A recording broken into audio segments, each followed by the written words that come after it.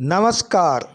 अध्ययन सामग्री के इस भाग में प्रस्तुत है छायावाद पूर्व की खड़ी बोली के महत्वपूर्ण कवि राम नरेश त्रिपाठी का जीवन परिचय एवं उनकी कविता पथिक का सारांश। भाग 1। सर्वप्रथम कवि का जीवन परिचय।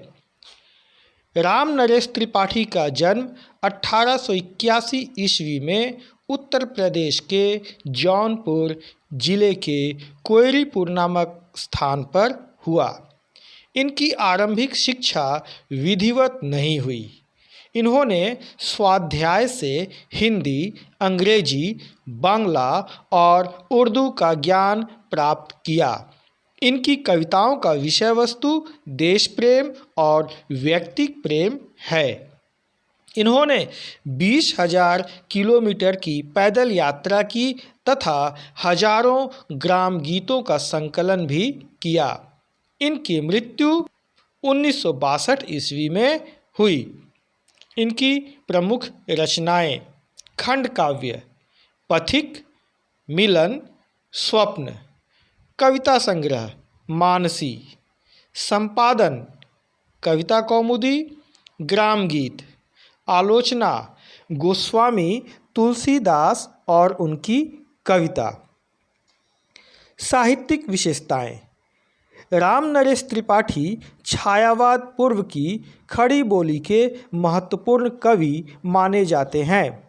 इन्होंने अपने समय के समाज सुधार के स्थान पर रोमांटिक प्रेम और कविता का विषय बनाया। इनकी कविताओं में देश प्रेम और व्यक्तिक प्रेम दोनों मौजूद हैं, लेकिन देश प्रेम को विशेष स्थान दिया है। इनका कहना है, पराधीन रहकर अपना सुख शोक न कह सकता है, यह अपमान जगत में केवल पशु ही सह सकता है। कविता कौमुदी संकलन में इन्होंने हिंदी, उर्दू, बांग्ला और संस्कृत की लोकप्रिय कविताओं का संकलन किया है। ग्राम गीतों के संकलन से इन्होंने लोक साहित्य का संरक्षण किया। हिंदी में ये बाल साहित्य के जनक माने जाते हैं। इन्होंने कई वर्ष तक बानर नामक बाल पत्रिका का संपादन किया, जिसमें मौलिक एवं शिक्षाप्रद कहानियाँ, प्रेरक प्रसंग आदि प्रकाशित होते थे। कविता के अलावा उन्होंने नाटक, उपन्यास, आलोचना, संस्करण आदि अन्य विधाओं में भी रचनाएं की। पाठ का सारांश। पथिक कविता में दुनिया के दुखों से विरक्त काव्य नायक पथिक की प्रकृति के सौंदर्य पर मुग्ध होकर वहीं बसने की इच्छा का वर्णन किया है। यहाँ वह किसी साधु द्वारा संदेश ग्रहण करके देश सेवा का व्रत लेता है। राजा उसे मृत्यु दंड देता है, परंतु उसकी कीर्ति समाज में बनी रहती है।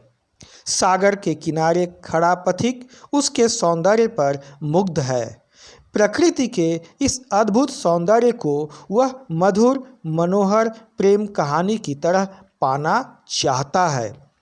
प्रकृति के प्रति पथिक का यह प्रेम उसे अपनी पत्नी के प्रेम से दूर ले जाता है। इस रचना में प्रेम, भाषा व कल्पना का अद्भुत संयोग मिलता है। यह पथिक खंड काव्य का अंश है। इसमें कवि ने प्रकृति के सुंदर रूप का चित्रण किया है। पथिक सागर के किनारे खड़ा है। वह आसमान में मेघमाला और नीचे नीले समुद्र को देखकर बादलों पर बैठकर विचरण करना चाहता है। वह लहरों पर बैठकर समुद्र का कोना कोना देखना चाहता है। समुद्र तल से आते हुए सूरज को देखकर कवि कल्पना करता है, मानो सूर्य की किरणों ने लक्ष्मी को लाने के लिए सोने की सड़क बना दी हो। वह सागर की मजबूत, भयहीन व धीर गर्जनाओं पर मुग्ध है तथा असीम आनंद पाता है। चंद्रमा के उदय के बाद आकाश में तारे छिटक जाते हैं और कवि उस सौंदर्य पर मुग्ध है। चंद्रमा की रोशनी से वृक्ष अलंकृत से हो जाते हैं, पक्षी चहक उठते हैं, फूल महक उठते हैं तथा बादल बरसने लगते हैं। पथिक भी भावुक होकर आंसू बहाने लगता है। पथिक लहर, समुद्र, तट, पत्ते, वृक्ष, पहाड़ आदि सबको पाकर सुख व आनंद का जीवन जीना चाहता है। धन्यवाद बच्चों। यदि आपको मेरा यह प्रयास अच्छा लगा हो तो मेरे चैनल को अवश्य ही लाइक, शेयर एवं सब्सक्राइब करें।